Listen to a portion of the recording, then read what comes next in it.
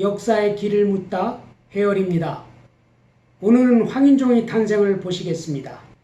며칠 전 아내에게 이렇게 얼굴 옆에 책을 들고 내 얼굴색이 책 표지색과 같아? 라고 물었습니다. 그랬더니 그거는 노란색이고 당신은 황인종이잖아 라며 엉뚱하다는 듯한 표정을 짓더라고요. 여러분도 우리가 황인종이라고 생각하십니까? 그렇다면 이 영상을 만든 보람이 있습니다. 황인종이란 말은 피부색과 관계가 없는 편견이기 때문입니다. 아내 말을 듣고 저는 잠시 당황했습니다. 그렇지. 분명 노란색이 아닌데 왜 서양인들이 우리를 황인종이라고 부르지? 라는 의문이 고개를 들더라고요.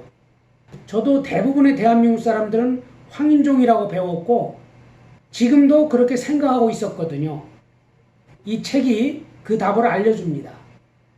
근대 이전까지 유럽인들은 바깥 세상 사람들을 볼 때 종교나 언어 등을 중시했고 피부색은 별로 관심을 두지 않았습니다. 색에 관한 인식은 검은색이나 짙은 색은 더러움, 사악함, 반기독교로 연상되는 정도였죠. 유럽인들은 대항해 시대 초기만 해도 동아시아인을 백인으로 묘사하고 있었습니다. 대표적으로 16세기 포르투갈의 상인 피르스는 중국인은 우리처럼 백인이고 무명옷과 비단 옷을 입고 다니며 여성들은 스페인의 귀부인 같다고 쓰고 있습니다. 또 일본 사람들이 중국인보다 옷을 더 잘 입고 훨씬 품위가 있다고 말하고 있습니다. 여기서 중국 사람과 일본 사람이 백인이라는 말의 진짜 뜻은 피부를 말하는 것이 아닙니다. 물질적인 풍요와 높은 문화 수준, 기독교로 개종했거나 개종할 가능성이 있는 가치 평가적인 말임을 이해해야 합니다. 이처럼 원래 유럽인들은 아시아인의 피부색이 자신들과 다르지 않다고 생각했었습니다. 그러다가 황인종이란 새 인종을 만들어낸 것은 지금부터 200에서 300년 전에 불과합니다. 이때 비로소 동아시아인이 백인에서 황인종으로 바뀌게 된 것이죠. 지은이는 동아시아인이 황인종이 되는데 역할을 한 사람으로 세 사람을 꼽습니다. 첫째는 호모사피엔스라는 말을 만든 스웨덴의 식물학자 린네입니다. 자신의 분류법에서 아시아인을 루리두스로 불렀습니다. 루리두스는 황색이란 뜻이죠. 물론 과학의 영역은 엄밀해야 하니까 아시아인을 따로 분류할 수는 있습니다. 문제는 아다르고 어다르다고 분류하는 낱말입니다. 루리두스는 황색이란 뜻도 있지만 창백한, 죽은 것 같은과 같은 부정적인 뜻으로 번역될 수 있는 말이거든요. 지은이에 따르면 린네의 황색은 백색과 흑색의 중간색, 제 아내를 비롯해서 보통 우리들 그렇게 생각합니다. 이 아니라 허약함과 질병을 암시하는 색이지요. 둘째는 18세기 독일의 해부학자 블루멘 바흐입니다. 해부학자니까 사람의 두개골을 연구해서 인류를 5인종으로 분류하고 이를 피부색과 연결했습니다.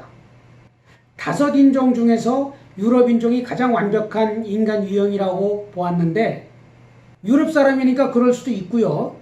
중요한 것은 몽골인종이라는 전에는 없던 새로운 인종 분류를 제시한 것입니다. 황인종이 몽골인종이 된 것이죠. 셋째는 독일의 빌헬름 2세입니다. 1895년 황화라는 제목의 판화 한 점이 유럽 전체에 퍼졌습니다. 이 그림인데요. 그림의 왼쪽을 보시면 유럽 각국을 대표하는 여전사들이 저 언덕 아래에 화염에 휩싸인 땅을 바라보고 있습니다. 그리고 그 앞에 대천사 미카엘이 불타는 칼을 들고서 유럽의 여전사들에게 무정할 것을 명합니다. 오른쪽은 동아시아인데 이교도의 우상인 부처가 용, 그림에는 검은 구름처럼 보입니다만 을 타고 앉아 있습니다. 또 그림의 밑에는 화면에는 보이지 않습니다만 빌헬름 2세가 직접 쓴 글과 서명이 있습니다. 내용은 유럽의 제국들이여 그대들의 성스러운 재산을 수호하라는 것이었습니다. 성스러운 재산을 누구로부터 지키자는 것일까요? 빌헬름 2세가 러시아의 황제 차르에게 보낸 편지에 쓰여 있습니다. 황인종의 침략, 몽골족과 불교의 침략, 이교와 야만성의 침략으로부터 유럽을 방어하자는 것이었습니다. 이 그림은 유럽에 큰 영향을 미쳤습니다. 백인이던 아시아인이 황색이 된 이후 100년이 지나서 황색, 황인종, 몽골, 황화로 이어지는 배타적인 개념 체계가 굳어지게 된 것입니다. 그런데 재미있는 것은 중국과 일본이 반응이었습니다. 중국 한족은 우리가 단군을 모시듯이 황제를 시조로 받들고 있지 않습니까? 또 오행사상에서 황색은 중심색이어서 황인종의 개념을 쉽게 받아들였습니다. 오히려 황제의 후손인 진짜 중국 한족이 만주족이나 몽골족의 지배로부터 벗어나지 않은 주장으로 활용되기도 하였습니다. 의외로 재미있는 것은 일본의 반응이었습니다. 자신들을 황색으로 규정하는 것을 불쾌하게 생각했죠.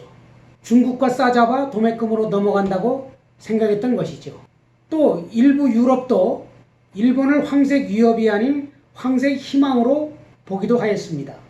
그러나 중국이든 일본이든 기독교 국가인 유럽에서 보기에 똑같이 황색 위협이 될 수밖에 없었습니다. 특히 청일전쟁에서 조그마한 일본이 압도적인 승리를 거두자 독일이 비렐름 2세와 러시아가 앞장서서 황색 위험 주장을 펼칩니다. 결국 황색이 중국과 절묘하게 어울리며 19세기 이후 색깔과 인종, 위험성이 하나로 버무려져서 인종차별주의 형태로 규정되게 된 것입니다. 아까 보신 비렐름 2세의 그림이 나왔을 때 유럽은 압도적인 무력을 앞세워 전 세계 식민지를 개척하고 있었습니다. 황화를 걱정할 때가 전혀 아니었죠. 그런데도 왜 황색, 황인종, 몽골, 황화라는 이런 배타적인 개념이 유럽에 퍼지게 되었을까요? 그 배경을 이해하려면 유럽의 역사와 교묘한 정치 술수를 짚어내야 합니다. 유럽은 역사적으로 몽골족의 공격을 크게 3번 받았습니다. 5세기 게르만족의 이동을 촉발시킨 훈족의 아틸라, 13세기의 징기스칸, 14세기의 티무르. 그때마다 몽골족 앞에서 무력하게 무너집니다. 마음 깊이 공포 컴플렉스가 없을 수 없는 거죠. 그러나 근대에 이르러 유럽이 전 세계로 뻗어나가면서 상황이 완전히 역전됩니다. 이제 몽골은 상대가 안 되고 더 이상 백인일 필요도 없게 된 것이죠. 컴플렉스는 반대로 상대를 필요 이상으로 혐오하거나 경멸하게 만듭니다.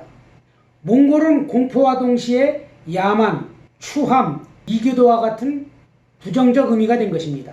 이런 상황에서 교묘한 정치 수수가 등장합니다. 황화라는 위협적 낱말을 만들어 유럽인에게 잠재되었던 공포심리를 건드린 것이죠. 그러면 어찌 되겠습니까?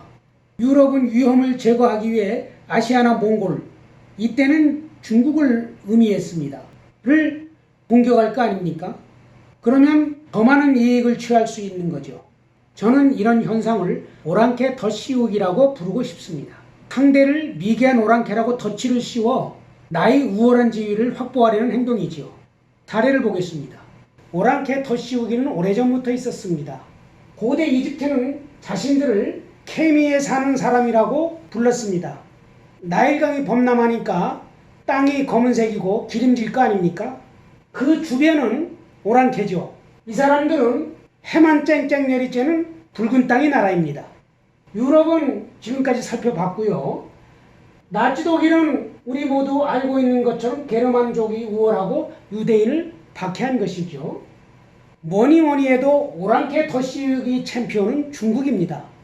자신들은 가운데에서 빛난다 하여 중화라하고 동서남북 이웃은 모두 오랑캐죠.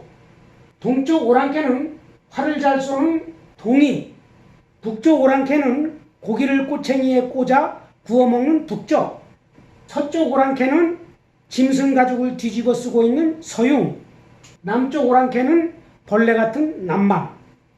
그런데 이들 만주족과 몽골족이 중국을 정복해서 스스로 중화가 되지요. 이런 힘을 갖추지 못했던 조선은 어떻습니까? 스스로 작은 중화 동방예의국가라고 부르며 만주족과 일본을 오랑캐로 무시했습니다. 사실 조선도 오랑캐인데 같은 오랑캐가 다른 오랑캐를 오랑캐라고 부르며 무시하니 이걸 뭐라고 표현해야 되겠습니까? 그런데 어찌 되었습니까? 병자호란에서 왕이 무릎을 꿇고 일본에게는 화살 한 번 날려보지 못하고 통째로 나라를 넘겼습니다. 저도 참 인정하기 싫지만 이게 조선이 민낯이었습니다. 그런데도 이를 화장해서 좋게 꾸미려는 경우를 보면 안타깝습니다. 역사에는 가정이 없다지만 분말도 필요 없습니다. 냉정하고 솔직해야 합니다. 그래야 우리가 역사를 공부하는 의미가 있고 미래의 길을 열어갈 수 있지 않겠습니까? 다시 황인종으로 돌아오겠습니다. 세계 인구가 70억이 넘지만 똑같은 사람이 한 명도 없듯 사람의 피부 색깔을 칼로 두부 자르듯이 나눌 수 있겠습니까? 황인종의 탄생을 읽고 보이는 것이 다가 아니다라는 말을 새삼 깨닫게 됩니다. 고맙습니다.